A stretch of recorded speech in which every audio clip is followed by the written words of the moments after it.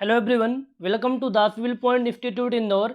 तो गाइज हम क्या पढ़ रहे थे, हाईवे इंजीनियरिंग। तो हाईवे इंजीनियरिंग का चैप्टर 1 अपना कंप्लीट हो चुका है। हम कंटिन्यू करेंगे चैप्टर 2। चैप्टर 2 आपका क्या है, ज्योमेट्रिक डिजाइन। पहले वाले चैप्टर में हमने देखा था कि हाईवे का डेवलपमेंट कैसे हुआ है और किस टाइप के क्वेश्चन हमारे एग्जाम में आते हैं। जिस भी एग्जाम की आप तैयारी कर रहे हैं, जिस एग्जाम के लिए आप तैयारी कर रहे हो, उस एग्जाम में कैसे क्वेश्चन आते हैं, सारी चीज़ें आपने देख लिया था। ज्योमेट्रिक डिजाइन का वेटेज क्या होगा उस पर्टिकुलर वीडियो में मैंने हर एक चैप्टर का वेटेज बताया था। तो सबसे ज़्यादा जो वेटेज निकल के आया था आपके ज्योमेट्रिक डिजाइन से निकल के आया था। तो ज्योमेट्रिक डिजाइन में हम क्या पढ़ते हैं, बहुत सारे टॉपिक होते हैं, लेकिन उनमें से कौन कौन से टॉपिक के कौन कौन से फार्मूले इंपॉर्टेंट हैं, कौन से टॉपिक बिल्कुल भी नहीं पढ़ने हैं, कौन से टॉपिक पढ़ने हैं, सारी चीज़ें बहुत ही डिटेल के अंदर डिस्कस करेंगे एक एक करके। तो कंप्लीट वीडियो को वॉच करिए, सारी चीज़ें आपको पता चल जाएंगी। हम पढ़ रहे हैं हाईवे इंजीनियरिंग, ये हमारा चैप्टर नंबर 2 है। ये हमारा चैप्टर 2 है। इसमें कौन कौन से टॉपिक पर हम डील करने वाले हैं थोड़ा उसको बताएंगे। ज्योमेट्रिक डिजाइन का मतलब क्या होता है, उन सारी चीज़ें की आपको फीलिंग आएगी। आप हर एक वर्ड को समझते जाइएगा। आपको हर एक वर्ड को पढ़ने के बाद ज्योमेट्रिक डिजाइन की बिल्कुल फीलिंग आएगी। जैसे अपन रोड का डिजाइन करते हैं, जैसे अपन आरसीसी वगैरह पढ़ते हैं ना, सारी चीज़ें फील हो जाती है। वैसे ही आप हाईवे इंजीनियरिंग को फील करेंगे यदि आप कंटिन्यू बहुत अच्छे से स्टडी करते हैं। ज्योमेट्रिक डिजाइन के अंतर्गत जो आपका हाईवे होता है, जो आपका रोड होता है, उस रोड में जो विजुअल फीचर होते हैं उन फीचर के बारे में पढ़ते हैं। विजुअल फीचर जो हमें आंखों से दिखाई देते हैं, उन सारे फीचर के बारे में पढ़ने वाले हैं। कौन कौन से फीचर होते हैं उनको आगे डिस्कस करेंगे। बहरहाल हम देख लेते हैं इस चैप्टर में कौन कौन से टॉपिक से क्वेश्चन आपके एग्जाम में आए हुए हैं।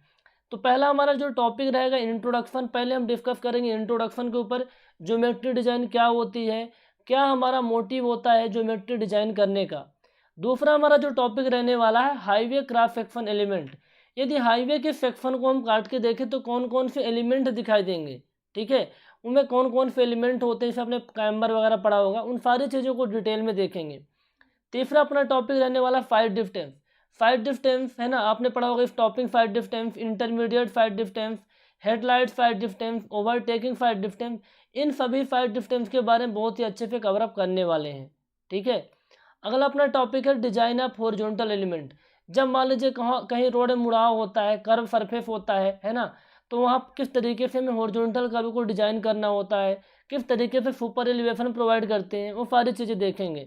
ये आपके टॉपिक नंबर 4 में। जो टॉपिक नंबर 5 है वर्टिकल अलाइनमेंट।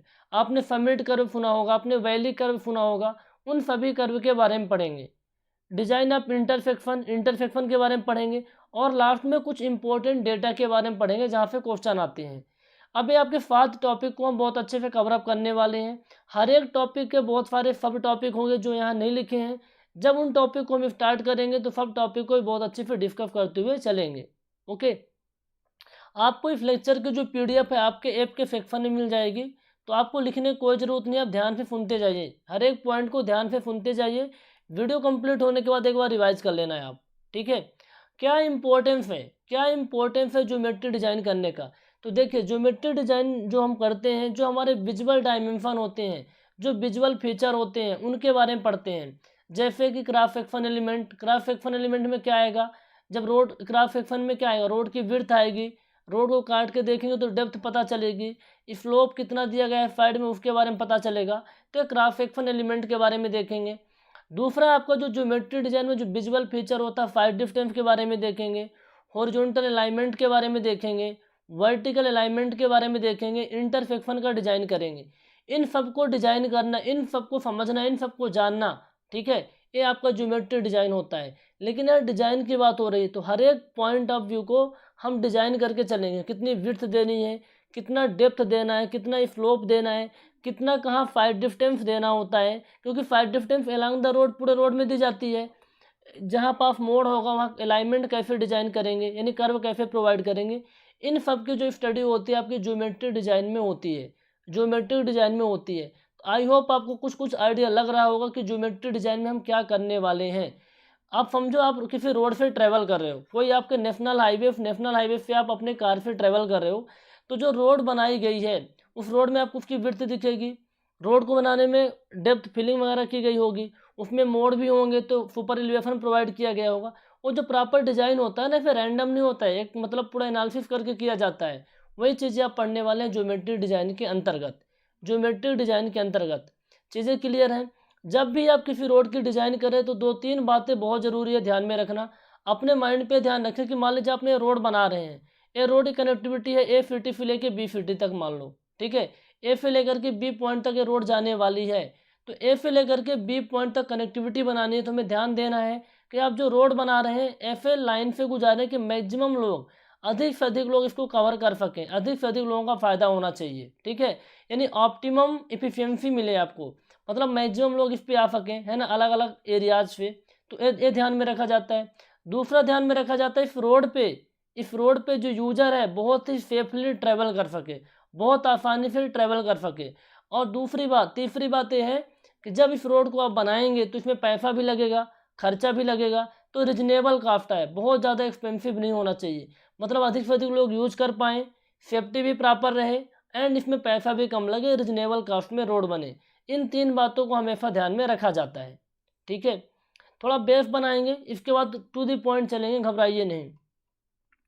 तो पहला वाला जो आपका इंट्रोडक्शन वाला टॉपिक है, इंट्रोडक्शन में बस जस्ट इतना ही है कि हाईवे ज्योमेट्री डिज़ाइन क्या होता है, हाईवे के अंदर ज्योमेट्री डिज़ाइन क्या होता है, आपका इंट्रोडक्शन वाला टॉपिक था।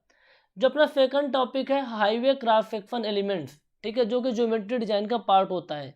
तो हाईवे क्रॉस सेक्शन एलिमेंट में एक एक पॉइंट को हम देखने वाले हैं, ठीक है। हाईवे क्रॉस सेक्शन एलिमेंट में आपका पेमेंट भी आता है। पेमेंट क्या होता है, जैसे आपने देखा होगा, ये आपका जो पार्ट होता है जिस पर आपका व्हीकल ट्रैवल करता है ना, जिस पर आपका व्हीकल ट्रैवल करता है, जिसको कैरिज वे बोलते हैं, ये क्या होता है, आपका पेमेंट होता है। क्या होता है, पेमेंट होता है, जिस पर आपके व्हीकल ट्रैवल करते हैं, या फिर इसको कैरिज वे भी बोलते हैं, कैरिज वे, ठीक है। ये आपके फोल्डर्स होते हैं, ये क्या होते हैं, फोल्डर्स होते हैं। इनको कंप्लीट क्या बोलते हैं, विड्थ ऑफ फॉर्मेशन, आगे देखेंगे क्या बोलते हैं, विड्थ ऑफ फॉर्मेशन बोलते हैं। तो जो आपकी पेमेंट होती है, पेमेंट सरफेस कैरेक्टरिस्टिक्स, यानी पेमेंट की सरफेस की क्या कैरेक्टरिस्टिक्स होती है, कौन सी ऐसी चीज़ें हैं जो पेमेंट के सरफेस की कैरेक्टरिस्टिक्स को बढ़ा देती हैं, घटा देती हैं, क्या इफेक्ट पड़ने वाला है। आपने देखा होगा जो जनरली पेमेंट होता है, पेमेंट यानी ऊपरी सतह जिस पर आपका जो गाड़ी का पहिया होता है ना डायरेक्ट कांटेक्ट में आता है, उसको पेमेंट बोलते हैं। तो पेमेंट में 2 टाइप की पेमेंट होती है, एक तो बिटुमिन की पेमेंट होती है ना, बिटुमिन, गांव में डामर बोलते हैं, डामर, बिटुमिन। दूसरा होता है आपका कंक्रीट की पेमेंट होती है, वाइट पेमेंट, यानी बिटुमिन की पेमेंट होगी तो ब्लैक पेमेंट होगी, दूसरी बात कंक्रीट की होगी तो वाइट पेमेंट होगी। इन 2 टाइप की पेमेंट में उनके सरफेस की कैरेक्टरिस्टिक्स पढ़ने वाले हैं, ठीक है। तो अब सरफेस को इफेक्ट करने वाले बहुत सारी चीज़ें होती हैं। पहला आपका है फ्रिक्शन, दूसरा है unevenness, light reflecting characteristics, drainage of surface water. तो एक एक करके देखते हैं, फ्रिक्शन को देख लेते हैं। किसको देख लेते हैं, फ्रिक्शन को। फ्रिक्शन में आप चीज़ें समझिए कि जब मान लीजिए अब आपकी ये कार है, आपकी ये BMW कार है, जस्ट ऐसे रैंडम में बना रहा हूँ, ये आपकी कार है, इस कार में आप यहाँ पास बैठे हुए हैं, आराम से बहुत अच्छे से जा रहे हैं, ट्रैवल कर रहे हैं। ये आपके कार के पहिए हैं, ये आपके कार के क्या हैं, पहिए हैं। तो आप रोड पे ट्रैवल कर रहे हैं, आप रोड पे, ये रोड है तो रोड की लंबाई के डायरेक्शन में जा रहे हैं, यानी लॉन्गिट्यूडनल डायरेक्शन में आप चले जा रहे हैं। तो आप ये देखिए कि जब जब आगे ट्रैवल करते हैं, आपने देखा होगा कि इसमें एक फ्रिक्शन फोर्स डेवलप होता है, एक फ्रिक्शन फोर्स होता है जो कि आपको अपोज करता है। आपके जिस डायरेक्शन में आपकी ट्रैवलिंग की डायरेक्शन होती है, गाड़ी की डायरेक्शन होती है, उसके अपोजिट डायरेक्शन में लगता है, जिसको मैं आपको अभी रेड कलर से दिखा रहा हूँ,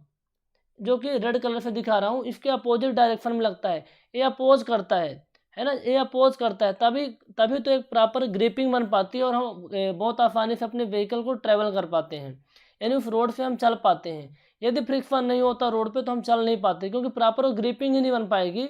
टायर एंड रोड सरफेस के जो कॉन्टेक्ट एरिया होता है ना, प्रॉपर ग्रिपिंग नहीं बन पाएगी। तो फ्रिक्शन, यहाँ पर एक फ्रिक्शन काम कर रहा है, आप लंबाई के डायरेक्शन में जा रहे हैं, यहाँ पर एक फ्रिक्शन काम कर रहा है।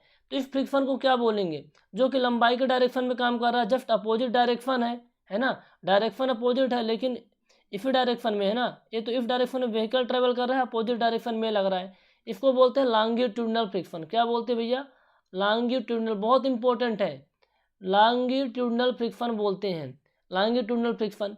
इसको और क्या बोल सकते हैं, जब आपकी गाड़ी ट्रेवल करेगी तो जो पहिया होता है, ये पहिया ये रोल करता हुआ आगे बढ़ता है, रोल करता हुआ बढ़ता है तो फिर बोल सकते हैं रोलिंग फ्रिक्शन। क्या बोल सकते हैं भैया? रोलिंग फ्रिक्शन बोल सकते हैं, रोलिंग फ्रिक्शन बोल सकते हैं। ठीक है, रोलिंग फ्रिक्शन बोल सकते हैं। तीसरी चीज़ क्या बोल सकते हैं?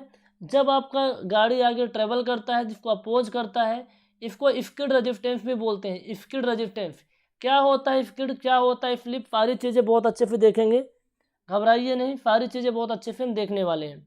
तो rolling friction, longitudinal friction and skid resistance, and क्या बोलते हैं? स्किड रेजिस्टेंस बोलते हैं।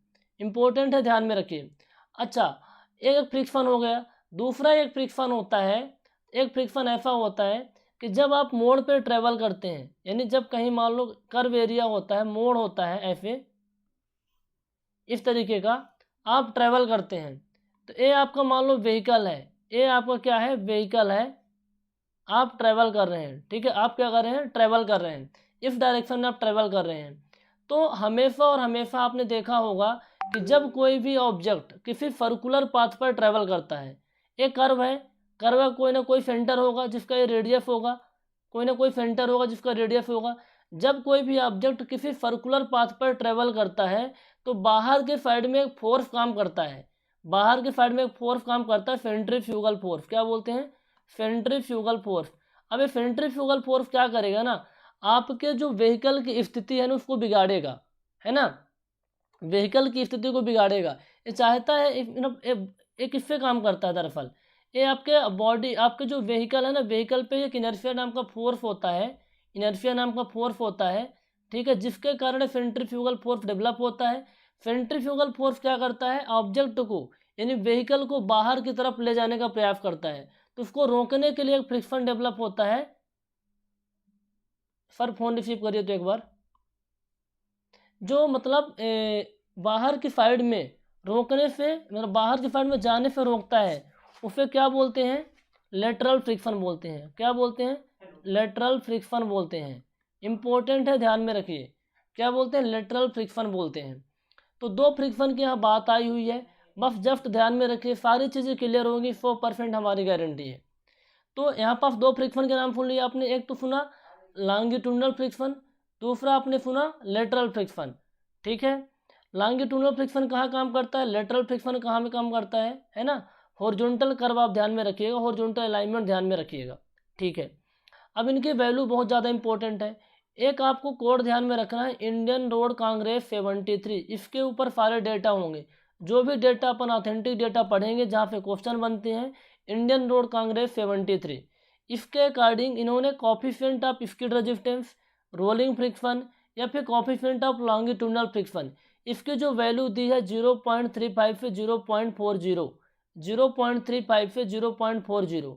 ठीक है, अब बोलेंगे सर ये लॉन्गिट्यूडनल फ्रिक्शन किस काम में आता है? यदि हम देखें तो जब आप वो देखेंगे, आप जब साइड डिस्टेंस का कैलकुलेशन करेंगे, जब आप साइड डिस्टेंस का कैलकुलेशन करेंगे, वहाँ पास आपको लॉन्गिट्यूडनल फ्रिक्शन की ज़रूरत पड़ेगी, लॉन्गिट्यूडनल फ्रिक्शन की ज़रूरत पड़ेगी।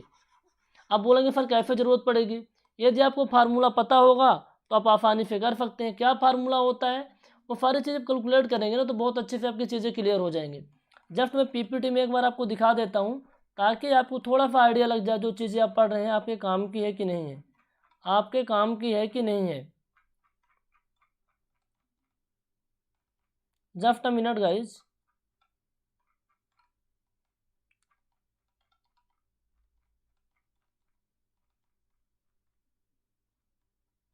यहाँ देखिए, आप जब करते हैं ना, जब आप निकालते हैं साइड डिस्टेंस, जब आप निकालते हैं साइड डिस्टेंस, तो जो ए आप एफ होता है ना यहाँ पास, ये आपका होता है लॉन्गिट्यूडनल फ्रिक्शन, लॉन्गिट्यूडनल फ्रिक्शन, और इसी की वैल्यू 0.35 से 0.40 रखी जाती है, 0.35 से 0.40 रखी जाती है। आपके एग्जाम में डायरेक्ट क्वेश्चन बनेंगे कि जो लॉन्गिट्यूडनल फ्रिक्शन होता है उसकी वैल्यू कितनी रखी जाती है, तो आपको पता होना चाहिए, आपको पता होना चाहिए। चलिए ठीक है, और इसका यूज कहाँ होता है? साइड डिस्टेंस कैलकुलेशन में। दूसरा आपका होता है लेटरल फ्रिक्शन। लेटरल फ्रिक्शन क्या होता है मैंने बता दिया, एज पर इंडियन रोड कांग्रेस 73, इसकी वैल्यू है 0.15 होनी चाहिए। कितनी होनी चाहिए? 0.15। जो लेटरल फ्रिक्शन होता है ना, इसका यूज होता है हॉरिजॉन्टल कर्व डिजाइन में, जो कि मैंने आपको बताया था, हॉरिजॉन्टल कर्व डिजाइन में इसका यूज होता है। ठीक है, अब यहाँ पास आपको एक स्किड वर्ड आया था, स्किड वर्ड। स्किड तो दूसरा एक फ्लिप भी होता है। स्किड और फ्लिप में क्या डिफरेंस है थोड़ा समझ लीजिए, जो कि बेहद आसान है और आपको आने वाले जो कॉन्सेप्ट है समझने में बहुत ज़्यादा हेल्प करेगा। क्या होता है स्किड, क्या होता है फ्लिप, पहले हम देखेंगे फ्लिप को, दूसरा देखेंगे स्किड को, ठीक है। अब यहाँ पास देखिए, ये मान लो आपका सरफेस है, आपका रोड सरफेस है, ठीक है। ये अर्दन रोड है, कैसी रोड है भैया, अर्दन रोड है, मिट्टी की रोड है, ठीक है। किसी गांव से होकर रोड निकल रही है। अब यहाँ पास से कोई व्हीकल ट्रेवल कर रहा है, इसके व्हील्स होंगे, है ना, टायर्स होंगे। अब पानी गिर गया, पानी गिर गया तो ये रोड क्या है, पूरी गीली हो चुकी है ना, कीचड़ बन चुका है। अब इसमें जब कोई व्हीकल ट्रेवल करेगा तो आप देखते होंगे जनरली, अब यहाँ पर दो चीज़ देखिएगा, जैसे टायर है तो टायर का जो ऐसे मोशन होता है, जो टायर घूमता है, इसको बोलते हैं सरकमफ्रेंशियल, है ना, सर्कुलर मूवमेंट। क्या बोलते हैं, सर्कुलर मूवमेंट। अब ये टायर फिक्स मान लो इस पॉइंट में था, इस पॉइंट से इस पॉइंट तक आ गया, तो इतना जो डिस्टेंस ट्रेवल करेगा इसको बोलेंगे लॉन्गिट्यूडनल डिस्टेंस। ये वाली चीज़ें क्लियर। यहाँ देखिए, ये आप कोई टायर है तो टायर मान लो इस तरीके से घूमेगा, इसको बोलते हैं सरकमफ्रेंशियल डिस्टेंस, है ना, या फिर सर्कुलर डिस्टेंस। टायर पॉइंट 1 में था, घूम घूम के पॉइंट 2 में पहुंच गया, तो जो डिस्टेंस कवर किया है इसको बोलते हैं लॉन्गिट्यूडनल डिस्टेंस। क्या बोलते हैं, लॉन्गिट्यूडनल डिस्टेंस। चीज़ें क्लियर हो रही हैं, ओके, क्लियर हो रही है ना, ठीक है। तो अब देखिए स्लिप कब होता है, जब सरकमफ्रेंशियल डिस्टेंस ज़्यादा हो जाए as compare to longitudinal distance. ये कब होता है, ये कब होता है, आपके अर्दन रोड है, कीचड़ बन गया है, तो जो पहिया है ना रोल करता रहे, घूमता रहता है, एक जगह पे घूमता रहता है, लेकिन आगे नहीं बढ़ पाता, आगे बहुत कम बढ़ता है। आपने कभी फील किया होगा, आप साइकिल भी चलाए होंगे तो इस चीज़ को जूम किए होंगे, जब स्लिप होती है साइकिल, है ना, तो पहिया क्या घूमता रहता है। तो जब सरकमफ्रेंशियल मूवमेंट, सरकमफ्रेंशियल डिस्टेंस ज़्यादा होती है as compare to longitudinal distance, उसे क्या बोलते हैं, स्लिप। कि टायर में स्लिप हो रहा है, टायर में क्या हो रहा है, स्लिप हो रहा है। तो सरकमफ्रेंशियल डिस्टेंस समझ में आ गई, है ना, circumferential distance is more than longitudinal distance, तो क्या होता है, स्लिप होता है। स्किड कब होता है भैया, स्किड तब होता है कि जब आपकी सरकमफ्रेंशियल डिस्टेंस जो होती है ना, सरकमफ्रेंशियल डिस्टेंस कम होती है as compare to longitudinal distance. आपका पहिया यहाँ पास था पॉइंट 1 में और पॉइंट 2 में चला गया, पॉइंट 2 में चला गया, लेकिन इसने जो दो तरह का मूवमेंट हुआ, दो तरह का, एक तो लॉन्गिट्यूडनल डायरेक्शन में जाएगा, है ना, लॉन्गिट्यूडनल डायरेक्शन में, दूसरा आपका सरकमफ्रेंशियल डिस्टेंस कवर करेगा, तो उसने लॉन्गिट्यूडनल डिस्टेंस ज़्यादा कवर कर दिया, ठीक है, as compare to circumferential distance. अब क्या होता है, मान लो रोड है, बिटुमिन की रोड है, उसमें आयल गिरा हुआ है, आयल गिरा हुआ है, तो होगा क्या कि आपकी जो गाड़ी है ना आगे बढ़ जाएगी, फिसल के आगे बढ़ जाती है, तो उस केस में क्या होगा, आपका जो व्हील था इस पॉइंट से इस पॉइंट तक चला गया, इस पॉइंट से इस पॉइंट तक चला गया, यानी आगे बढ़ गया। जब आगे बढ़ गए तो क्या होगा, आगे बढ़ गया ना, खिसक के आगे बढ़ गया ड्यू टू आयल, आयल यहाँ पास गिरा हुआ था। तो आप इसने क्या किया, लॉन्गिट्यूडनल डिस्टेंस ज़्यादा कवर किया है as compare to circumferential distance. पहिए ने उतना रोल नहीं किया लेकिन आगे बढ़ गया, उसको बोलते हैं स्किड। अब गाइज मैंने आपको इतने सिंपल शब्दों में प्रयास किया है बताने का कि स्लिप तब होता है जब कीचड़ वगैरह की सिचुएशन होती है, पानी वानी गिर देता है अर्दन रोड में। स्किड कब होता है, जब आपके रोड सरफेस में आयल वगैरह गिर जाता है। तो स्लिप एंड स्किड के बारे में आपको पता चल गया क्या होता है, स्किड और स्लिप के बारे में आपको पता चल गया क्या होता है।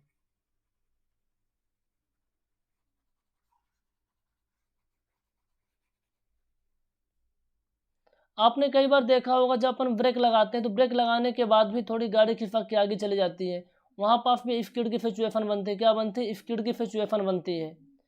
तो स्किड और फ्लिप के बारे में पता चला गया, फ्रिक्शन के बारे में पता चला गया। अगला जो आपका है लाइट रिफ्लेक्शन, जो कि पेमेंट सरफेस कैरेक्टरिस्टिक्स को इफेक्ट करता है। लाइट रिफ्लेक्शन क्या होता है, आपने देखा कि जो आपकी पेमेंट होती है, पेमेंट जिसके ऊपर आपकी गाड़ी चलती है, व्हीकल चलती है, दो टाइप की होती है, एक तो होता है बिटुमिन का, दूसरा होता है कंक्रीट का, दूसरा क्या होता है, कंक्रीट का। अब इनमें लाइट का क्या इफेक्ट पड़ता है, लाइट का क्या इफेक्ट पड़ता है, जैसे आपकी कंक्रीट की रोड है तो कंक्रीट की रोड में होता क्या है कि जैसे सनलाइट पड़ती है, जैसे सनलाइट पड़ती है तो उसमें ग्लेयरिंग होती है, चमक चमक, और वो चमक हमारे डायरेक्ट आँखों में पड़ती है। उसमें क्या होता है, जैसे लाइट पड़ती है रोड की सरफेस में तो उसमें चमक भी डेवलप होती है दिन के टाइम पे, जो कि हमारे आँखों में पड़ती है, यानी ग्लेयर इफेक्ट होता है ड्यूरिंग डे टाइम। लेकिन रात के टाइम पे क्या होता है ना, विजिबिलिटी बहुत अच्छी रहती है। रात के टाइम पे विजिबिलिटी बहुत अच्छी रहती है। तो ये आपका हो कंक्रीट रोड का। बिटुमिन रोड के केस में क्या होता है कि दिन में जब जो बिटुमिन क्या है, काला होता है ना, उसका रोड सरफेस क्या होता है, ब्लैक होता है। तो जो भी सनलाइट आएगी वो सनलाइट को क्या करेगा, जो बिटुमिन की सरफेस है एब्जॉर्ब कर लेता है, एब्जॉर्ब कर लेता है, ठीक है, एब्जॉर्ब कर लेता है। तो दिन के टाइम पे तो क्या होगा, दिन के टाइम पे क्या होता है, कोई ग्लेयर इफेक्ट नहीं होता, दिन के टाइम पे कोई ग्लेयर इफेक्ट नहीं होगा। लेकिन रात के टाइम में भी क्या होगा, जो लाइट आपके हेडलाइट्स में निकलेगी, आपके व्हीकल से निकलेगी, उसको भी ऑब्जर्व कर लेगा। तो आपको पुअर विजिबिलिटी मिलेगी। क्या मिलेगी, पुअर विजिबिलिटी, प्रॉपर दिखाई नहीं देगा। तो लाइट रिफ्लेक्शन समझ में आ रहा है। White road have better visibility at night but have glare effect during day time. White road यानी कंक्रीट की रोड में जो विजिबिलिटी होती है नाइट में अच्छी काफ़ी होती है, लेकिन थोड़ा सा चमक डेवलप होती है दिन के टाइम पे। जबकि आपकी ब्लैक टॉप रोड यानी विटामिन की जो रोड होती है उसमें पुअर विजिबिलिटी होती है नाइट टाइम में, क्योंकि जो लाइट होती है ना, जो ब्लैक चीज़ें होती हैं लाइट को ऑब्जर्व करती हैं। तो जो सरफेस होगी लाइट को रात में भी ऑब्जर्व कर लेगी, तो विजिबिलिटी कम रहती है। इसलिए वाइट पट्टा वगैरह पोत दिया जाता है बीच, अपने देखे होंगे आप लोग। लेकिन दिन के टाइम पे कोई इफेक्ट नहीं होता, कोई ग्लेयर इफेक्ट नहीं होता। तो आपको दोनों पॉइंट इंपॉर्टेंट है लाइट रिफ्लेक्शन के बारे में, ठीक है, दोनों पॉइंट इंपॉर्टेंट है। अगला आपका टॉपिक है अनइवननेस। अनइवननेस क्या होता है, ये आपका रोड का सरफेस था, आपने बहुत अच्छे से बनवा दिया था रोड। टाइम के साथ इसमें क्या हुआ ना, थोड़ा बहुत गड्ढे हो गए, कुछ इस तरीके की रोड हो गई, कुछ इस तरीके की रोड हो गई, थोड़े बहुत क्या हो गए, अंडुलेशन हो गए, गड्ढे हो गए, ठीक है। तो ये जो अंडुलेशन होते हैं ना, तो जो ये आपके मान लो गड्ढा हुआ, तो इस गड्ढे की वर्टिकल हाइट होगी, इस गड्ढे की ये वर्टिकल हाइट होगी, इसको हम मेजर करते हैं सेंटीमीटर में, इस गड्ढे की वर्टिकल हाइट होगी। तो पूरे आप क्या करो, 1 किलोमीटर एरिया पे मेजर कर लो कि जितने भी गड्ढे हैं उनकी वर्टिकल हाइट क्या है, उनका सम कर लो, है ना। It is total vertical undulation per unit length of road, है ना, सेंटीमीटर पर किलोमीटर में रिप्रेजेंट करते हैं, सेंटीमीटर पर किलोमीटर में। आपने 1 किलोमीटर में, 1 किलोमीटर पूरे लेंथ ऑफ रोड में आपने देखा कि टोटल जो सम ऑफ अंडुलेशन है इतना है।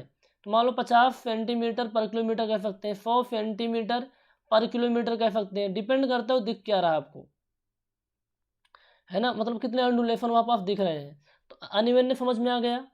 मेजर किस में करते हैं, सेंटीमीटर पर किलोमीटर में करते हैं, है ना, यूनिट होती है। लेकिन उसको मेजर कैसे करेंगे, उसके लिए आपके पास दो इंस्ट्रूमेंट होते हैं, एक होता है बम्प इंडिकेटर, दूसरा होता है, एक होता है बम्प इंडिकेटर इंडिकेटर, दूसरा होता है integrator. Bump indicator, bump integrator. तो ध्यान में रखिएगा कि इससे अपन वर्टिकल अंडुलेशन को मेजर करते हैं, ठीक है। अच्छा है, इस इंस्ट्रूमेंट को किसने बनाया था, आपने चैप्टर 1 में सुना था, सेंट्रल रोड रिसर्च इंस्टीट्यूट क्री। सेंट्रल रोड रिसर्च इंस्टीट्यूट ने बम्प इंडिकेटर या फिर बम्प इंटीग्रेटर का निर्माण किया था, जिसके माध्यम से हम वर्टिकल अंडुलेशन को चेक करते हैं, जिसकी यूनिट होती है सेंटीमीटर पर किलोमीटर, सेंटीमीटर पर किलोमीटर। बहुत ज़्यादा इंपॉर्टेंट है, क्वेश्चन आपके एग्जाम में बनेंगे यहाँ से। अब कुछ इंपॉर्टेंट वैल्यू अंडुलेशन के बारे में ध्यान में रखिए। AIRC डेटा जो होते हैं, Indian Road Congress data, important होते हैं। पहले कॉलम में लिखा हुआ अनइवननेस इंडेक्स, दूसरे में लिखा हुआ टाइप्स ऑफ सरफेस। मान लो आपने 1 किलोमीटर लेंथ ऑफ रोड पे आपने बम्प इंटीग्रेटर लेके टोटल आपने अनइवननेस निकाला, जो कि 150 सेंटीमीटर पर किलोमीटर से कम है, 150 सेंटीमीटर पर किलोमीटर से कम है। तो हम कह सकते हैं भैया जो पेमेंट है आपकी अच्छी है, कोई दिक्कत नहीं है, गुड पेमेंट है। मान लो अंडुलेशन को जो सम आता है 150 से लेकर के 250 आता है, उसको बोलते हैं सेटिस्फैक्ट्री पेमेंट। क्या बोलते हैं, सेटिस्फैक्ट्री पेमेंट। आपको मान लो 250 से 320 सेंटीमीटर पर किलोमीटर आता है, तो उसको बोलते हैं बैड पेमेंट, बैड पेमेंट। फिर मान लो 320 से ज़्यादा आ रहा है, 320 सेंटीमीटर पर किलोमीटर से ज़्यादा आ रहा है, उसको बोलते हैं अनसेटिस्फैक्ट्री पेमेंट। क्या बोलते हैं, अनसेटिस्फैक्ट्री पेमेंट। अब इसका मतलब क्या हुआ कि रोड में जितना भी अंडुलेशन था आपने पता किया, रोड में जितना भी अंडुलेशन था आपने पता किया। अब उसके बेस पे आप डिसाइड करेंगे कि रोड का मेंटेनेंस करना है कि नहीं करना है, रोड के मेंटेनेंस करना है कि नहीं करना है, ठीक है। अब यहाँ पर जैसे बैड सिचुएशन आते हैं ना, बैड पेमेंट की सिचुएशन, उसी टाइम पे आप क्या कर सकते हैं, रीसर्फेसिंग कर सकते हैं, ड्रेसिंग कर सकते हैं उसको, है ना, रीसर्फेसिंग कहिए या फिर रोड की ड्रेसिंग कर सकते हैं। लेकिन मान लो इस सिचुएशन को पार कर गए कि 320 सेंटीमीटर पर किलोमीटर से ज़्यादा अनइवननेस इंडेक्स आ रहा है, तो भैया आपको रिसर्फेसिंग करनी ही पड़ेगी, चाहे कुछ भी हो जाए, मैंडेटरी हो जाएगा। तो वैल्यू को ध्यान में रखिए। बेड पेमेंट जब सिचुएशन आती है तभी कर सकते हैं, लेकिन मान लो 320 सेंटीमीटर पर किलोमीटर से ज़्यादा हो गया तो आपको रिसर्फेसिंग यानी ड्रेसिंग करनी ही पड़ेगी। क्लियर हो रही चीज़ें आपको? ओके। अब हम बात करेंगे अगला जो अपना टॉपिक है ड्रेनेज, है ना। पेमेंट सरफेस को अफेक्ट करने वाला एक ड्रेनेज भी होता है। ड्रेनेज क्या होता है? आपको कुछ लग रहा होगा पानी वानी बह जाए, ऐसे, हाँ ऐसे ही कुछ करके है, समझते हैं। इसका नाम होता है क्राफ्ट फ्लोप बोलते हैं, कैंट भी बोलते हैं, क्राफ्ट फॉल भी बोलते हैं, कैम्बर इन रोड बोलते हैं, कि रोड में कैम्बर प्रोवाइड कर दो, रोड में कैम्बर प्रोवाइड कर दो। आपने देखा जब रोड का निर्माण हुआ था, है ना, जब रोड बनना शुरू हुई थी तो मेन यही रीजन था कि पहले ना अपन रोड नॉर्मल आप ज़मीन सरफेस बना देते थे तो पानी भर जाता था, पानी भर जाता था। उस कारण से प्रॉपर जो आपके कार्ट व्हील वगैरह होते थे वो ट्रैवल नहीं हो पाते थे। तो उस टाइम पे जब लोगों ने दिमाग लगाया कि हमें हाईवे बनाना है, यानी ऊंचा कुछ बनाना है। ये आपका ग्राउंड लेवल होता है, ग्राउंड लेवल से कुछ इतने हाइट पे आप बनाना है हाईवे, इतने हाइट पे हाईवे बनाना है, ताकि इसके सरफेस में जो पानी गिरे, है ना, इसके सरफेस में जो पानी गिरे ये ट्रांसफर डायरेक्शन में बह जाए। लेकिन यूं ही पानी नहीं बहेगा, इसके लिए कुछ करना पड़ेगा, उसके सरफेस को थोड़ा सा प्लेन से हटा के कुछ करना पड़ेगा। तो उसमें हम कुछ फ्लो प्रोवाइड करते हैं। क्या करते हैं? फ्लो प्रोवाइड करते हैं। क्या फ्लो प्रोवाइड करते हैं? जैसे मान लो ये आपका रोड, ये रोड का पेमेंट है, जस्ट अ मिनट, ये रोड का पेमेंट है, ठीक है, ये रोड का पेमेंट है। अब पेमेंट को अपन क्या करेंगे, पेमेंट को क्या करेंगे, ये पेमेंट का एज होता है, पेमेंट का एज होता है, पेमेंट के मिडिल पोर्शन को विथ रिस्पेक्ट टू एज उठा देते हैं, विथ रिस्पेक्ट टू एज क्या करते हैं, उठा देते हैं। पेमेंट के मिडिल पोर्शन को विथ रिस्पेक्ट टू एज, अब बोलेंगे एज क्या है भैया, इसको बोलते हैं एज, क्या बोलते हैं, एज। ये भी क्या होता है आपका, एज। इसको क्या बोलते हैं, क्रोन, क्राउन बोलते हैं, सॉरी क्या बोलते हैं, क्राउन बोलते हैं। इसको बोलते हैं सेंट्रल राइज, सेंट्रल राइज, है ना, सेंटर में जो उठान होता है। तो आप क्या करेंगे, with respect to edge middle portion को उठा देते हैं, है ना, मिडिल पोर्शन क्या करते हैं, उठा देते हैं। अब ये जो ट्रांसफर डायरेक्शन में फ्लो बन गया है, इस जो पानी गिरेगा रोड सरफेस में इसी तरीके से फ्लो होके बह जाएगा, ये क्या होगा, बह जाएगा। तो समझ में आ गई कैम्बर क्या होता है। It is raising the middle of the road surface in the transfer direction to drain off rain water from road surface. हम क्या करते हैं, with respect to edge pavement के जो मिडिल पोर्शन को ट्रांसफर डायरेक्शन में उठा देते हैं, ताकि रोड के सरफेस में जो पानी आए वो बह करके निकल जाए। अच्छा, जो आप ये सेंट्रल राइज आप उठाए हैं ना, इतनी हाइट उठाए हैं, ठीक है, तो ये आपने जो स्लोप दिया हुआ है, ये आपने जो स्लोप दिया हुआ है, ये किस तरीके का स्लोप दिया है, इसको रिप्रेजेंट करते हैं 1/n के फॉर्म में, 1/n या फिर n% के फॉर्म में रिप्रेजेंट करते हैं, ठीक है, 1/n या फिर n% के फॉर्म में रिप्रेजेंट करते हैं। वो क्या होता है, चलिए इसके बारे में बहुत अच्छे से हम देख लेते हैं। 1/n या फिर n% के फॉर्म में रिप्रेजेंट करते हैं, वो क्या होता है उसको आपको जानना बहुत ज़रूरी, बेहद इंपॉर्टेंट है।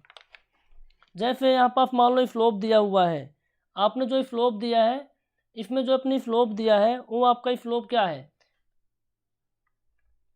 इसके बारे में बताने से पहले थोड़ा बता देता हूँ। अच्छा, कैम्बर समझ में आ गया, कैम्बर क्या होता है।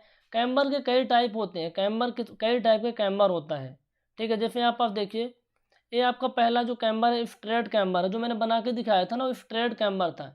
इसको स्लोप्ड कैम्बर भी कहते हैं, ठीक है, स्लोप्ड कैम्बर भी कहते हैं। इसके अंदर क्या होता है, दो आपके स्लोप होते हैं, ये आपके इस वाले एज पे, दूसरा इस वाले एज पे होता है, सेंटर से कुछ उठा दिया जाता है, इसे बोलते हैं स्ट्रेट कैम्बर। क्या बोलते हैं, स्ट्रेट कैम्बर।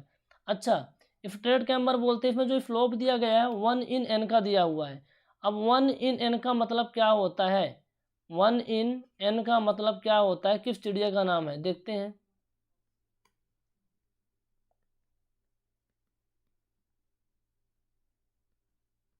1/n किस चिड़िया का नाम है, थोड़ा सा समझने का प्रयास करते हैं, थोड़ा सा समझने का प्रयास करते हैं। जो आपका 1 होता है, 1 क्या होता है गाइस, वर्टिकल हाइट होती है। 1 क्या होता है आपका, वर्टिकल हाइट होती है। जबकि n क्या होता है आपका, हॉरिजॉन्टल, हॉरिजॉन्टल लेंथ होती है, हॉरिजॉन्टल लेंथ होती है। समझते हैं, मतलब यदि आप n हॉरिजॉन्टल चलेंगे, n लेंथ आप हॉरिजॉन्टल चलेंगे, तो 1 आप वर्टिकल चलेंगे। मान लो इसकी यूनिट मीटर में है, लेट सपोज क्या है, मीटर में है, जो भी आपको दिया हुआ है, तो यूनिट तो सेम ही रहती है, यूनिट आपस में कैंसिल हो जाएगा। यदि आप n यूनिट हॉरिजॉन्टल चलेंगे, यदि आप 1 यूनिट हॉरिजॉन्टल चलेंगे तो 1 यूनिट क्या चलेंगे, वर्टिकल चलेंगे। तो आपका एन क्या हो जाएगा, हॉरिजॉन्टल लेंथ, और एक क्या हो जाएगा, वर्टिकल लेंथ। एक क्या हो जाएगा, वर्टिकल लेंथ।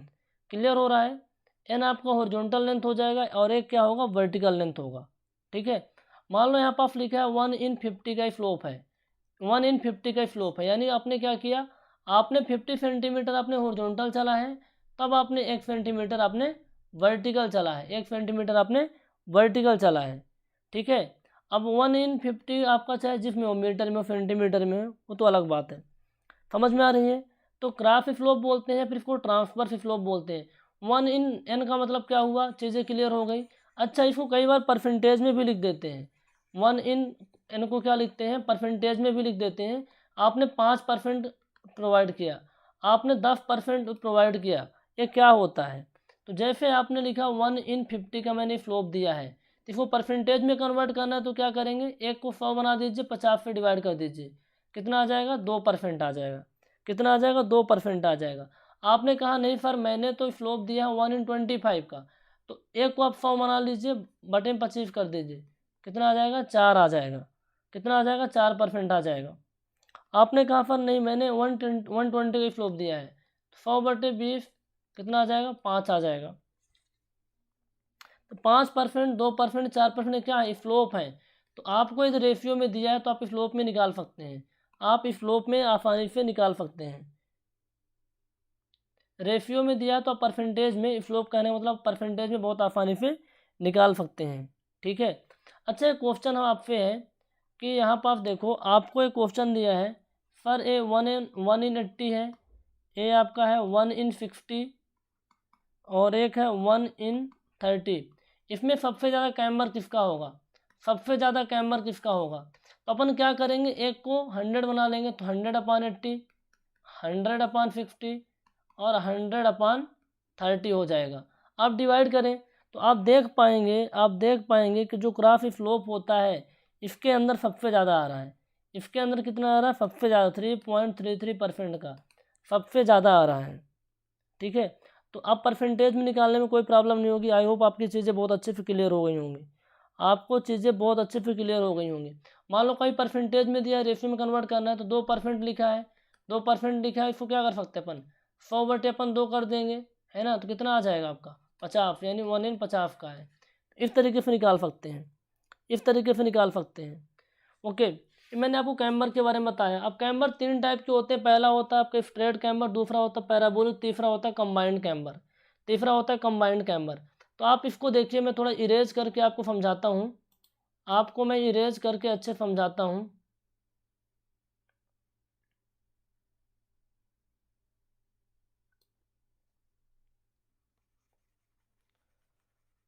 जस्ट मिनट, यहाँ देखिए, ये आपका स्ट्रेट कैम्बर है। आपने क्या किया कि आपका सेंटर से आपने मिडिल पोर्शन को उठा दिया, आपने सेंटर से क्या किया, मिडिल पोर्शन को उठा दिया। ये आपका क्या है, रोड सरफेस है, ये क्या है आपका, रोड सरफेस है। इस पॉइंट को बोलते हैं क्राउन। ठीक है, इस पॉइंट को बोलते हैं एज, इस पॉइंट को क्या बोलते हैं, एज। क्या बोलते हैं गाइज, एज बोलते हैं। ठीक है, अब ये जो सेंट्रल राइज की हाइट होती है, ये सेंट्रल राइज की हाइट है, आपको पता नहीं होती, इस हाइट को कई बार निकालना पड़ता है। थोड़ा सा मैं कैलकुलेशन करके आपको यहीं बता देता हूँ, बेसिक में फंडा होता है, कुछ भी नहीं होता। ये आपका पेमेंट है। ठीक है, आपने पेमेंट के मिडिल पोर्शन को उठा करके, मिडिल पोर्शन को ट्रांसफर डायरेक्शन में उठा दिया, आपने कैम्बर प्रोवाइड कर दिया, लेट सपोज इस तरीके का। इसकी विड्थ मान लो W होगी, तो इतना वाला पार्ट कितना होगा, W/2 होगा, और ए वाला पार्ट भी क्या होगा आपका, W/2 होगा। कितना होगा गाइज, W/2 होगा। आप ए वाली हाइट निकालना चाहते हैं, आप ए वाली हाइट निकालना चाहते हैं, लेकिन आपको स्लोप नहीं पता कितना स्लोप दिया गया है। आपको ये पता है कि आपने 1/n का दिया है। 1/n का मतलब आप यदि n हॉरिजॉन्टल चलेंगे तो एक वर्टिकल चलेंगे, कितना चलेंगे, एक वर्टिकल चलेंगे। तो चलिए हम भी एक काम करते हैं, ये तो हमें पता था कि n हॉरिजॉन्टल होता है, एक वर्टिकल होता है। तो इस केस में ऐसा करिए,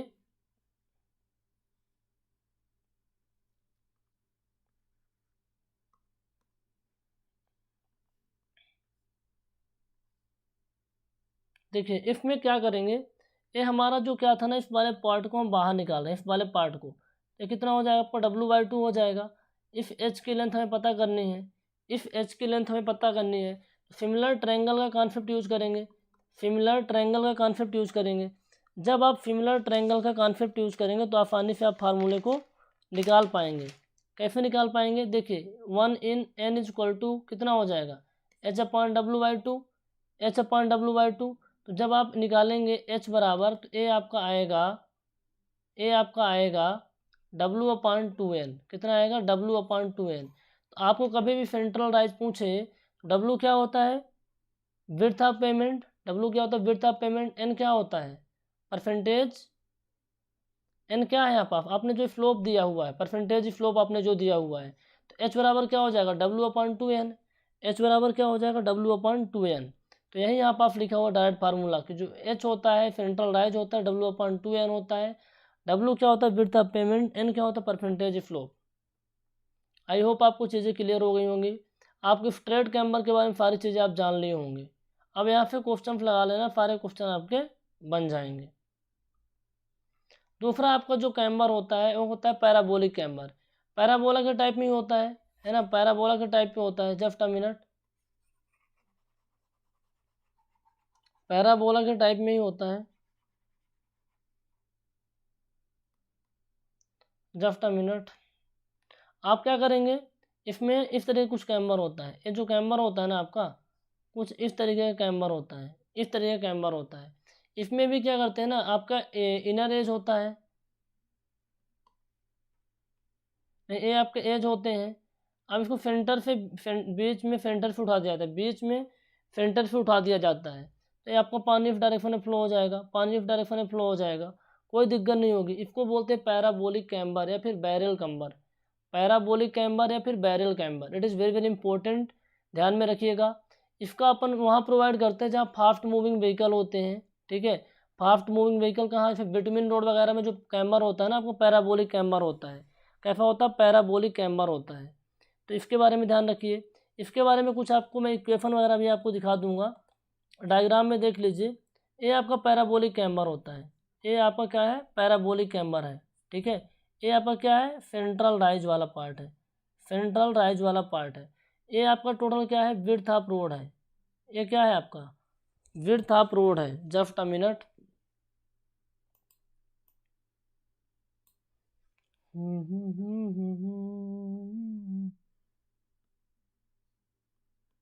देखिए ये आपका क्या है, ये आपका जो विड्थ ऑफ रोड है, ये क्या है, विड्थ ऑफ रोड है। ये क्या होता है, सेंट्रल राइज होता है। ये क्या होता है, सेंट्रल राइज होता है, ठीक है। ये जो आपका विड्थ ऑफ रोड है ना, आपने सुना होगा एक इक्वेशन आपने देखी होगी। इक्वेशन क्या है, इक्वेशन क्या होती है कि पैराबोला की इक्वेशन आपने देखी होगी। ज़्यादा डेप्थ में लगता जाने से कोई मतलब नहीं है, आप कंफ्यूज हो सकते हैं एग्जाम में, तो कंफ्यूज तो नहीं होना है। बट पैराबोला की इक्वेशन है जो आपको पता है, आपने सुना होगा इक्वेशन ए बराबर क्या होता है, NW/2। और उससे पहले आपने सुना होगा बाई बराबर x² a, बाई बराबर x² a। ये तो आपने इक्वेशन डिराइव की होगी 12th क्लास में मैथ के अंदर। और यहाँ पास ए बराबर क्या रख देंगे अपन, NW/2, NW/2। तो जो बाई की वैल्यू आ जाएगी वो आपकी आएगी 2x² NW। तो यहाँ पास देखिए जो स्लोप है 1/n का है, 1/n का ही स्लोप है, ठीक है। अब यहाँ पास तो इसका जो बाई का वैल्यू आएगा ना, सेंट्रल राइज आएगा, 2x² NW आएगा, 2x² NW आएगा। मतलब ये आपका ये पैराबोलिक कैम्बर हो गया, ये आपका पैराबोलिक कैम्बर हो गया। अब पैराबोलिक कैम्बर में ये वाला जो सेंट्रल राइज होता है ना आपका, ये सेंट्रल राइज, ठीक है। ये क्या है आपका, सेंट्रल राइज है, क्या है, सेंट्रल राइज है। तो जो आपने स्लोप दिया हुआ है, आपने जो स्लोप दिया हुआ है ना, ये आपका जो स्लोप है इसको अपन x बोलेंगे। ये आपका x होगा, ये वाली क्या है, बाई हाइट है। तो जो बाई बराबर आप फार्मूला निकालेंगे, यानी ए वाली हाइट जो आप निकालेंगे, इसका डायरेक्ट फार्मूला रट्टा मान लीजिए 2x² NW, 2x² NW होता है, 2x² NW होता है। आज जो आपने उसको पढ़ा है, आपने स्ट्रेट लाइन का पढ़ा है, स्ट्रेट लाइन में क्या होता है, h बराबर होता है W/2n। यहाँ पे बहुत सारे आपके ऑब्जेक्टिव क्वेश्चन डायरेक्ट बन जाएंगे, बहुत सारे ऑब्जेक्टिव क्वेश्चन डायरेक्ट बन जाएंगे। तीसरा होता है आपका पैराबोलिक कैम्बर। पैराबोलिक कैम्बर के अंदर 3 चीज़ें होती हैं, नहीं कंबाइंड कैम्बर बोलते हैं। क्या बोलते हैं? Combined camber. इसको लिखा नहीं है यहाँ पर, मैं यहाँ पर समझा देता हूँ। तीसरा आपका कैम्बर होता है कंबाइंड कैम्बर। कंबाइंड में क्या क्या होगा? हमने स्ट्रेट वाला पढ़ चुका है एंड हमने पढ़ रखा है पैराबोलिक वाला। तो स्ट्रेट प्लस पैराबोलिक का जो कॉम्बिनेशन होता है वो आपका होता है कंबाइंड कैम्बर। क्या होता है भैया? कंबाइंड कैम्बर होता है। स्ट्रेट प्लस किसका? पैराबोला का जो कॉम्बिनेशन होता है कंबाइंड कैम्बर होता है। तो यहाँ पर आप देखिए, पहले इतना जो ए वाई लाइन है इसको स्ट्रेट रखा गया है, फिर यहाँ से यहाँ तक ये लाइन क्या है आपकी? पैराबोलिक है। फिर यहाँ से जो लाइन है आपकी स्ट्रेट है, यानी स्ट्रेट प्लस पैराबोला है ना। जब आपकी कोई लाइन स्ट्रेट लाइन होती है, जैसे ये वाला कर्व आपका होता था, इस तरीके का जो होता था, इसको 1 डिग्री कर्व बोलते हैं। जब कोई कर्वेचर इस तरीके पैराबोला होता है तो 2 डिग्री बोलते हैं, तो फिर 2 डिग्री कर्व ही बोलेंगे, 2 डिग्री कर्व। और जो आपका स्ट्रेट पैराबोला, स्ट्रेट आपका कैम्बर होता है ना, स्ट्रेट कैम्बर, उसको लीनियर कर्व भी बोलते हैं। ठीक है, घबराइए नहीं। तो यहाँ पास स्ट्रेट कैम्बर हो गया, फिर पैराबोला, फिर स्ट्रेट, इसको बोलते हैं combination of straight and parabolic shape. Important है। क्या क्या इसमें इंपॉर्टेंट था कि भैया कैम्बर क्यों प्रोवाइड करते हैं? कैम्बर इसलिए प्रोवाइड करते हैं ताकि रोड के सरफेस में पानी रुके ना, पानी ट्रांसफर डायरेक्शन में बह के निकल जाए। अदरवाइज रोड के अंदर पानी घुस जाएगा तो फिर क्या होगा? प्रॉब्लम होगी, है ना। सीपेज करके अंदर धीरे धीरे इन्फिल्ट्रेट हो जाएगा। दूसरा, 3 टाइप के कैम्बर होते हैं, straight camber, parabolic camber and straight plus parabolic. Straight के लिए फार्मूला इंपॉर्टेंट है, पैराबोलिक के लिए फार्मूला इंपॉर्टेंट है। अब कहाँ कहाँ कितना कैम्बर रखेंगे, कितना स्लोप रखेंगे, कैम्बर का मेन मकसद है स्लोप से। तो डिपेंड करता है कहाँ कितनी बारिश हो रही है, कहाँ कितनी बर्फ़ा हो रही है, इन सब पर डिपेंड करता है। इन सब पर डिपेंड करता है कहाँ कितनी बर्फ़ा हो रही है, उसके अकॉर्डिंग आप कैम्बर की वैल्यू को डिसाइड करते हैं। ओके, तो हम आपको कुछ डेटा बताएंगे जो कि IRC ने दिया है, जो कि आपको ध्यान में रखना है। एक क्वेश्चन ये बनेगा कि जो आपका क्रॉस स्लोप होता है, जो आपका कैम्बर होता है, कैम्बर आप जो प्रोवाइड करते हैं किस पर डिपेंड करता है? भैया ये डिपेंड करता है मैग्नीट्यूड ऑफ रेनफॉल पर, कितना ज़्यादा वर्षा हो रही है इस पर डिपेंड करता है। ठीक है, क्यों डिपेंड करता है? क्योंकि मैं आपको एक टेबल दिखाता हूँ। ये टेबल बहुत ज़्यादा इंपॉर्टेंट है। पहले कॉलम में सीरियल नंबर है, दूसरे में टाइप्स ऑफ रोड सरफेस है, तीसरा है range of camber in areas, कि उस पर्टिकुलर एरिया में कितना कैम्बर प्रोवाइड करेंगे, किस तरीके का रोड सरफेस है, इस पर बात होगी पहले वाले कॉलम में। अब range of camber in areas, मान लो बहुत ज़्यादा बर्फ़ा वाला एरिया है, बहुत कम बर्फ़ा वाला एरिया। 2 टाइप के एरिया हो सकते हैं, बहुत कम बर्फ़ा वाला, बहुत ज़्यादा बर्फ़ा वाला। तो मान लो पहला टाइप का आपका रोड है, type of road surface, cement concrete and high type bituminous surface. Cement concrete की रोड है, आपका जो पेमेंट है ना, ये जो पेमेंट है वाला जिस पर गाड़ी ट्रेवल करती है, ये आपका सीमेंट कंक्रीट का बना हुआ है। ठीक है, या फिर हाई टाइप बिटुमिनस रोड है, तो उस केस में कितना कैम्बर प्रोवाइड करेंगे? मान लो उस एरिया में बना है जहाँ बहुत ज़्यादा बर्फ़ा होती है, तो आप 1/50 प्रोवाइड करेंगे। 1/50 कितना लिख सकते हैं? 2%। 2% कैसे? 1 को बना दो 100, 50 को बना दो 50 से डिवाइड कर दो, 2% आ जाएगा। ठीक है, 2% आ जाएगा। मान लो लो रेनफॉल है, कम वर्षा होती है, तो 1/50, यानी 1 को बना दो 100 और 60 से डिवाइड कर दो, तो 1.7% आ जाएंगे। तो सीमेंट कंक्रीट की रोड हो या फिर हाई टाइप के बिटुमिनस रोड हो, तो हैवी रेनफॉल के केस में 1/50 एंड लो रेनफॉल के केस में 1/50 प्रोवाइड करते हैं, 1/50 प्रोवाइड करते हैं। अब बहुत बड़ा कन्फ्यूजन हो रहा है सर आप जो बता रहे हैं, मैं बताता हूँ। इसको समझिए, यहाँ पर फिर कॉन्सेप्चुअल क्वेश्चन एराइज होने वाला है। कॉन्सेप्चुअल, ये डेटा तो इंपॉर्टेंट ही है, याद रखना ही पड़ेगा, लेकिन एक क्वेश्चन यहाँ पर फिर एराइज हो रहा है कि जो लो रेनफॉल है, जहाँ वर्षा कम हो रही है, वहाँ क्या हम कैम्बर की वैल्यू कम दे रहे हैं? बिल्कुल, 1.7% दे रहे हैं, यानी कैम्बर की वैल्यू कम दे रहे हैं, क्योंकि वर्षा कम होगी तो पानी बह जाएगा। लेकिन जहाँ वर्षा ज़्यादा होगी वहाँ पास आपको 2% देना पड़ेगा, 2%। ठीक है, ध्यान रखिए, जहाँ वर्षा ज़्यादा होगी 2%, जहाँ वर्षा कम होगी 1.7%। मान लो जो बिटुमिनस की रोड है, लेकिन वो थिन बिटुमिनस की सरफेस है, बहुत पतली सरफेस है, तो 1/40 हैवी रेनफॉल के केस में, लो रेनफॉल के केस में 1/50। अब इसमें आप क्या करें, 100/40 करेंगे तो 2.5 आएगा, 100/50 करेंगे 2% आएगा। तीसरे टाइप का जो आपका रोड सरफेस है, water bound macadam and gravel payment, यदि इस तरीके का है तो आपको हैवी रेनफॉल के केस में 1:33 यानी 3% का, और इसमें 2.5% का लो रेनफॉल के केस में प्रोवाइड करते हैं। अगला है जो आपका रोड है अर्दन रोड, है ना, मिट्टी वाला रोड है। तो मिट्टी वाले जो रोड होती है उसमें जो कैम्बर सबसे ज़्यादा प्रोवाइड करता है कि पानी बिल्कुल ना रुके, अदरवाइज बहुत दिक्कत होती है। इसमें 4% कैम्बर प्रोवाइड करते हैं हैवी रेनफॉल के केस में, लो रेनफॉल के केस में 3% प्रोवाइड करते हैं, 3%।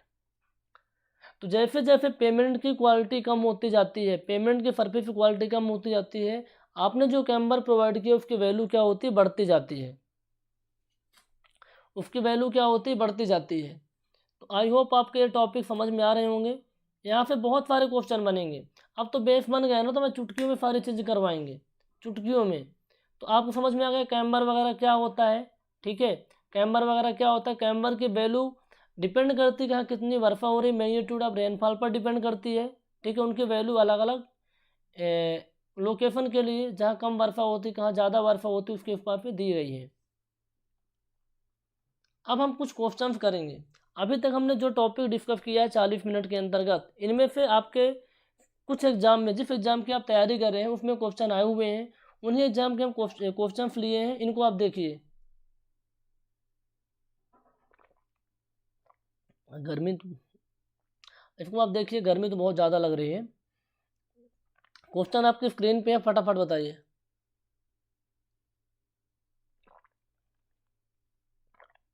क्वेश्चन आपकी स्क्रीन पे है, what is the recommended camber for bituminous type of road.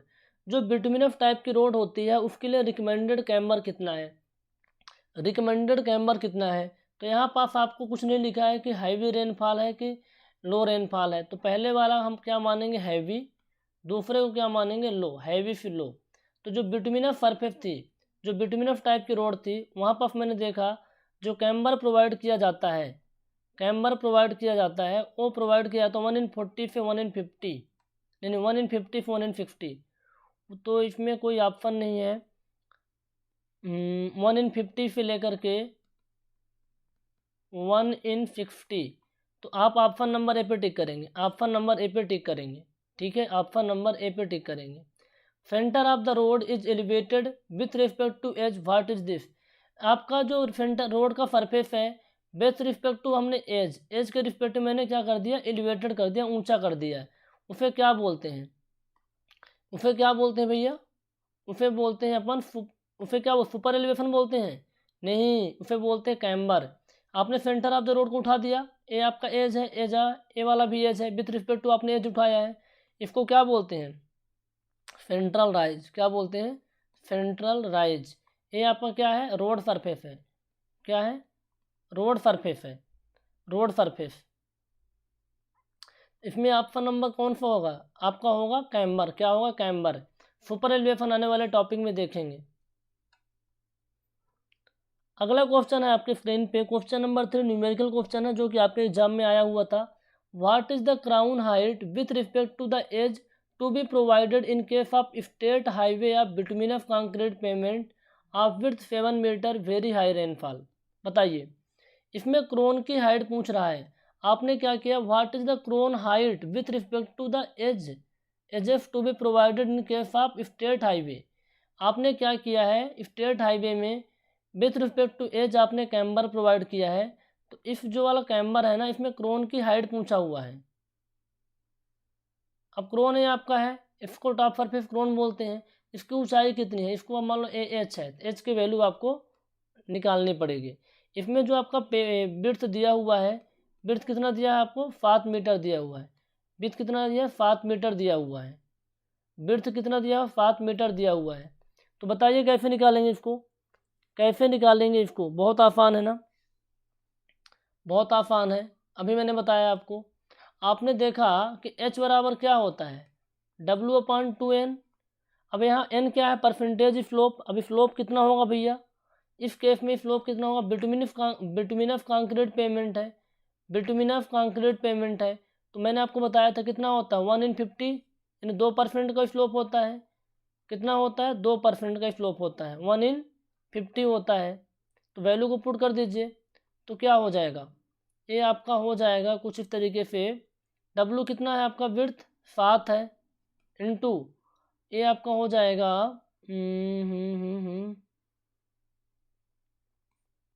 2 into 50, ठीक है। एच बराबर W/2n है।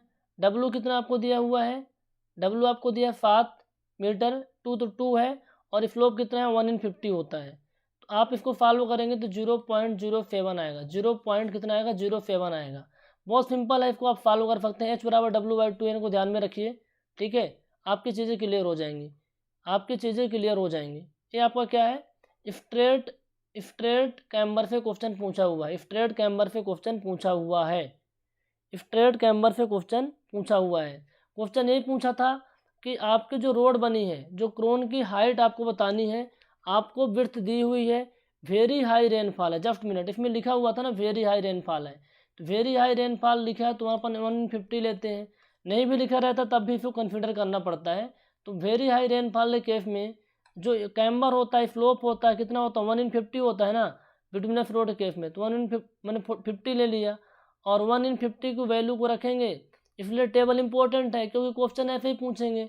कुछ दे दिया है आपको कि बिटवीनस रोड है, या फिर कोई वाटर बाउंड मैकेडम रोड है, ग्रेवल पेमेंट है, लो रेनफॉल है, तो वैल्यू याद रहेगी तभी तो आप क्वेश्चन लगा पाएंगे। तो फार्मूला याद रहेगा, आप आसानी से निकाल लेंगे इसको। H बराबर W/2n, ठीक है, H बराबर W/2n, ठीक है। अब 1/50, अब यहाँ पर आपको बहुत लोगों को डाउट आने वाला है, सर 1/n आपने स्लोप बताया था, यहाँ पर स्लोप कितना है 1/50, यानी n बराबर कितना है 50 है, तो n बराबर मैंने यहाँ पर 50 पुट कर दिया। 7 तो 7 लिखा हुआ है। अब इसमें मैं थोड़ा सा और इरेज करता हूँ, कई बार कन्फ्यूजन आएगा। तो देखो आपका W कितना दिया था आपको 7, 2 तो 2, और n की वैल्यू कितनी होगी 50, तो 7/100 यानी 0.07।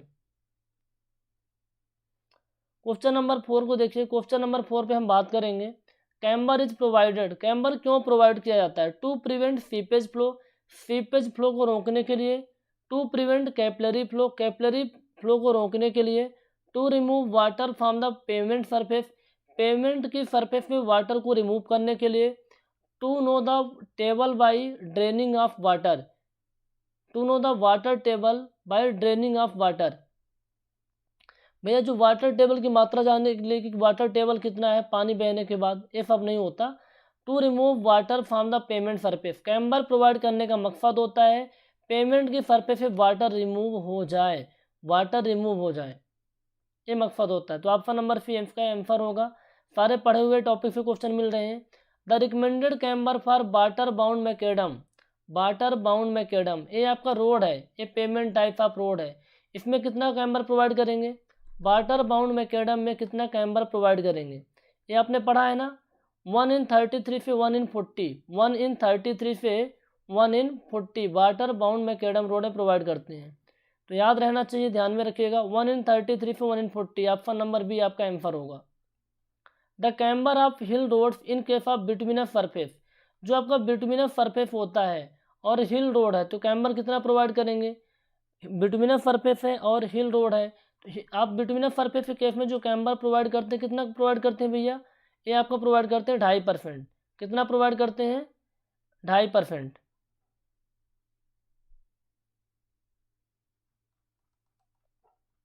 हालांकि अलग अलग एरियाज के लिए ना अलग अलग, मतलब हिली एरिया है, किस तरीके का एरिया है, अलग अलग उसमें ऑप्शन आते हैं। तो इस क्वेश्चन को जस्ट यहाँ लीव करते हैं, अगले वाले जब वीडियो पढ़ेंगे ना तो उसमें बहुत सारे और कॉन्सेप्ट डिस्कस करेंगे, तो उन कॉन्सेप्ट के बेस पे आप डिसाइड कर पाएंगे। इसको आप अभी लीव करिए ताकि आपको डाउट नहीं आना चाहिए। What is the value of lateral coefficient of the friction as पर IRC, जो लेटरल कोएफिशिएंट होता है उसकी वैल्यू क्या होगी एज पर Indian Road Congress. Lateral friction की वैल्यू होती है 0.15, कितनी होती है 0.15। लेटरल फ्रिक्शन का यूज हॉरिजॉन्टल कर्व डिजाइन में किया जाता है। What is the instrument is used for the measurement roughness of pavement surface, यहाँ पर रफनेस नहीं था, अनइवननेस था, अनइवननेस था। जो रोड की अनइवननेस होती है, पेमेंट सरफेस की अनइवननेस होती है, खुरदुरापन होता है, ठीक है, या फिर रफनेस बोल सकते हैं, उसको मेजर करने के लिए अपन, आप रफनेस भी बोल सकते हैं, जस्ट इसमें कोई प्रॉब्लम नहीं होगी, ठीक है। क्वेश्चन में जो आया था वहाँ पर अनइवननेस लिखा था, मैंने यहाँ पर रफनेस टाइप किया था, तो कोई बात नहीं। तो आप जो रोड सरफेस की अनइवननेस या फिर रफनेस को मेजर करते हैं पेमेंट सरफेस की, वो करते हैं आप bump integrator and rough meter से, bump integrator and rough meter से इंपॉर्टेंट है। तो ऑप्शन नंबर क्या होगा, बी नंबर आंसर होगा। केवल एक ऑप्शन नहीं होगा ना, bump integrator, roughometer, speedometer. भैया बम्प इंटीग्रेटर से अनइवननेस तो मेजर करते हैं, लेकिन यहाँ पास रफनेस भी लिखा हुआ है, तो दोनों वाला आंसर सही होगा, bump integrator and rough metre. केवल आपका ए वाला लिखा होता, अनइवननेस लिखा होता, ध्यान रखिए, केवल अनइवननेस लिखा होता तो बम्प इंटीग्रेटर या बम्प इंडिकेटर, लेकिन यहाँ पास रफनेस लिखा हुआ तो दोनों वाला आंसर सही होगा, bump integrator and rough metre. What is which of the following are correct values for coefficient of lateral and longitudinal friction.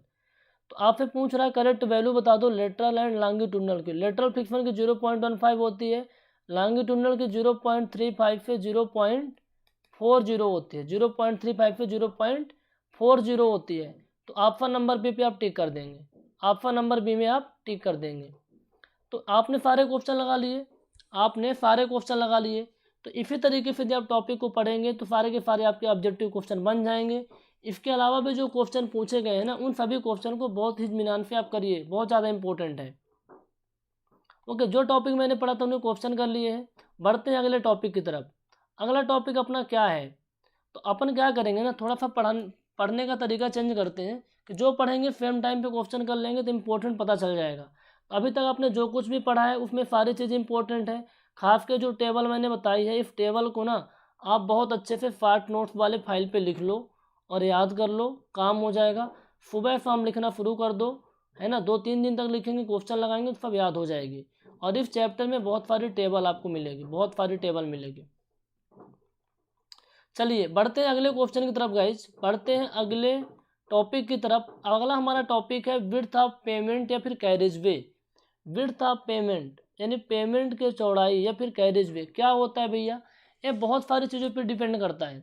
ये आपका जो रोड होती है ना, विड्थ ऑफ पेमेंट या कैरेज वे, जिस पर व्हीकल चलते हैं, जिस पर व्हीकल चलते हैं, जिस पर व्हीकल चलते हैं, उसी की बात हो रही है। अब उसमें देखना पड़ेगा कि जो आपका वो रोड है, उस रोड पर कितने लेन है, उस रोड पर कितने लेन है ना, कितने नंबर ऑफ लेन है उसको देखना पड़ेगा।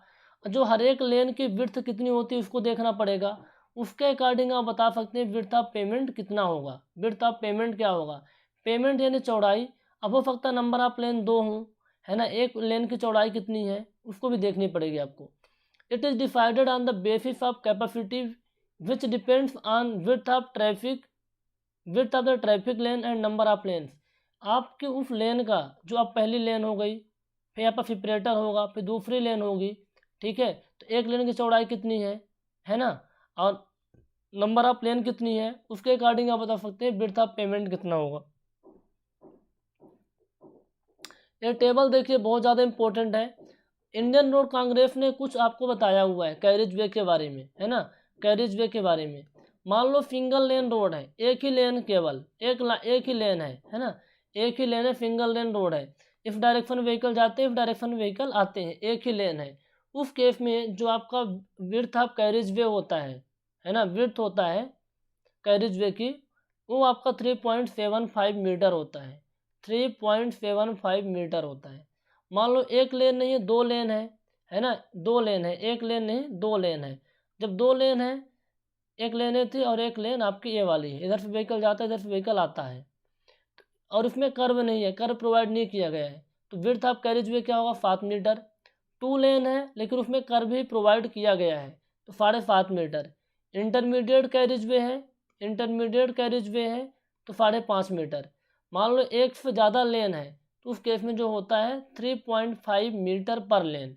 एक लेन का 3.5 मीटर, मान लो 4 लेन है तो 3.5 × 4 हो जाएगा, वो आपका निकल के आ जाएगा width of carriage way.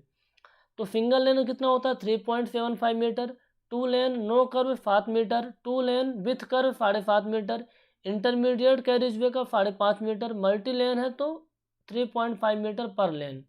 Important है, ध्यान में रखिएगा। अच्छा, अब यहाँ पर कुछ कन्फ्यूजन हो रहा होगा, तो यहाँ देखिए ए वाला जो एरिया है ना, ए वाला देखिए, ए वाली जो चौड़ाई है, इस चौड़ाई में व्हीकल आपके ट्रैवल करते हैं, इसी को बोलते हैं विड्थ ऑफ कैरिज वे, इसी को बोलते हैं विड्थ ऑफ पेमेंट, इसी को बोलते हैं विड्थ ऑफ पेमेंट। मैंने फोटो लगा रखा है आप लोगों के लिए। विड्थ ऑफ पेमेंट, ठीक है, विड्थ ऑफ पेमेंट। अब मान लो यहाँ पर 2 लेन है, एक लेने थी और एक लेने हैं, ठीक है, एक लेने हैं एक लेने हैं, तो 2 लेन बोलेंगे इसको। तो समझ में आ गया ना विड्थ ऑफ पेमेंट के बारे में, width of carriage way important है, टेबल ध्यान में रखिएगा। चलिए अगला टॉपिक है मीडियम्स या फिर ट्रैफिक सेपरेटर। आपने रोड में देखा होगा, आपने हाईवे के अंदर देखा होगा, बीच में ट्रैफिक सेपरेटर दिया जाता है, ट्रैफिक सेपरेटर दिया जाता है। अब ये ट्रैफिक सेपरेटर क्यों दिया जाता है? जैसे आपका हाईवे है, ठीक है, ये क्या है, हाईवे है। अब यहाँ पर आप देखो बीच में ट्रैफिक सेपरेटर क्यों दिया जाता है? अब यहाँ पे कोई व्हीकल जा रहा है और इधर से कोई व्हीकल आ रहा है, तो मान लो ट्रैफिक सेपरेटर नहीं है, तो बहुत ज़्यादा चांस है कि आपस में भिड़ सकते हैं, आपस में भिड़ सकते हैं और हेड ऑन कोलिजन हो जाएगा, टक्कर हो जाएगा।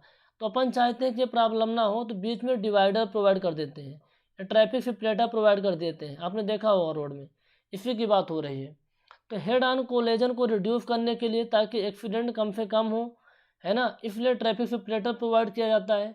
दूसरी बात ये होती है कि जब आप रात में ट्रैवल करते हैं, और मान लीजिए आप इधर साइड जा रहे हैं, सामने से कोई व्हीकल आ रहा है और सेपरेटर नहीं है, लेट सपोज सेपरेटर यहाँ पास नहीं है, तो उस व्हीकल की जो हेड लाइट है आपकी आंखों में पड़ेगी, है ना, उस व्हीकल से जो लाइट आ रही है आपकी आंखों में पड़ेगी और आप चकमका जाएंगे, बिल्कुल, है ना, ग्लेयर होगा, ग्लेयर इफेक्ट होगा, है ना, चकाचौंध टाइप में हो जाता है सामने जब आँख में लाइट पड़ती है।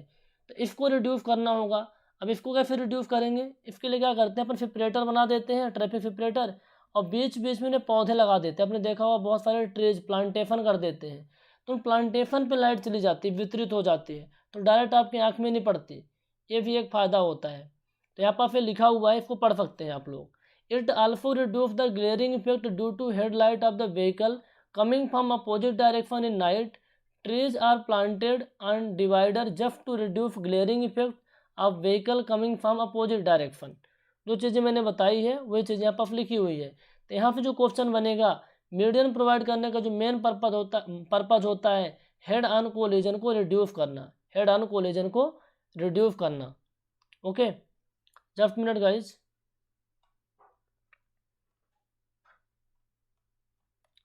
क्लियर हो गया चीज़ें? अच्छा, अब कितना रहेगा जो आप डिवाइडर प्रोवाइड करेंगे ट्रैफिक सेपरेटर, उसकी विड्थ कितनी होती है? आपके जो रूरल एरियाज होते हैं, रूरल एरियाज में 5 मीटर रखा जाता है, 5 मीटर, कितना, 5 मीटर। अब 5 मीटर कम से कम होनी चाहिए। यदि 5 मीटर होगा तभी जा कर के जो हमें एक पर्पज़ था, हमारा क्या पर्पज़ था कि ग्लेयरिंग की इफेक्ट को कम करे, ग्लेयर की इफेक्ट को कम करे, तो 5 मीटर कम से कम होना चाहिए। 5 मीटर नहीं होगा तो ग्लेयर की इफेक्ट को कम करेगा।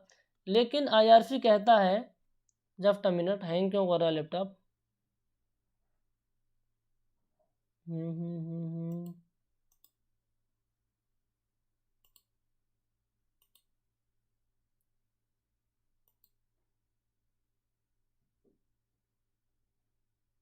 ओके, तो हम क्या पढ़ रहे थे? हम पढ़ रहे थे ट्रैफिक सेपरेटर के बारे में। तो ट्रैफिक सेपरेटर जो आपके रूरल हाईवे होते हैं, रूरल एरियाज में 5 मीटर उसकी विड्थ होनी चाहिए। हमें चाहते हैं कि वहाँ पास 5 मीटर विड्थ होगी तो प्रॉपर हम प्लांटेशन कर पाएंगे। तो जो रात में अपोजिट डायरेक्शन में जो व्हीकल आते हैं ना, जिससे जो हेडलाइट को हम रिड्यूस कर पाते हैं ताकि हमारे आँखों में डायरेक्ट ग्लेयरिंग का इफेक्ट ना हो। तो 5 मीटर आप, यदि ज़मीन नहीं है, लैंड की कमी है, तो 5 मीटर आप प्रोवाइड ना करिए, आप 3 मीटर प्रोवाइड कर दीजिए, वो तब भी काम चलेगा, कोई इशू नहीं आएगा। 3 मीटर, एक बात आईआरसी ने कहा था। दूसरी बात आईआरसी ने कहा कि भैया जो आपके लंबी ब्रिजेस होती हैं, लॉन्ग ब्रिजेस होती हैं, या फिर पुलें होती हैं, वाइडक्ट पुल होती हैं, उस केस में इसकी विड्थ को, जो मीडियन होता है या फिर ट्रैफिक सेपरेटर या फिर डिवाइडर, इसकी विड्थ को आप 1.5 मीटर तक रिड्यूस कर सकते हैं। लेकिन किसी भी केस में 1.2 मीटर से कम नहीं होना चाहिए, 1.2 मीटर से कम नहीं होना चाहिए। आईआरसी ये बात कहता है। आईआरसी क्या बात कहता है? आईआरसी कहता है कि जो आपका ट्रैफिक सेपरेटर होता है, ट्रैफिक सेपरेटर की जो विड्थ 5 मीटर रखो, यदि लैंड की कमी है तो आप 3 मीटर रख दो, ठीक है। जो लंबी ब्रिजेस होती हैं, पुल होती हैं, उस केस में आप 1.5 मीटर तक कम कर सकते हैं, लेकिन किसी भी हालत में 1.2 मीटर से कम नहीं होना चाहिए। तो गाइज इस वीडियो को हमें यहीं रोकना होगा, जस्ट अभी लैपटॉप हैंग कर रहा है। तो अगले वीडियो में कंटिन्यू करेंगे। इस वीडियो को अच्छे से देख लीजिए, क्वेश्चन कर लीजिए, यदि आप इस वीडियो को यूट्यूब पे देख रहे हैं तो द सिविल पॉइंट का आप ऐप डाउनलोड कर लीजिए। और अभी हमारा एक बैच स्टार्ट हुआ है जिसके माध्यम से बहुत अच्छे से आप तैयारी कर सकते हैं। कोई भी क्वेरी है तो आपको डिस्क्रिप्शन पे नंबर मिल जाएगा, उस नंबर पे कॉल या व्हाट्सअप करके जानकारी ले सकते हैं। Okay, thank you so much, have a nice day.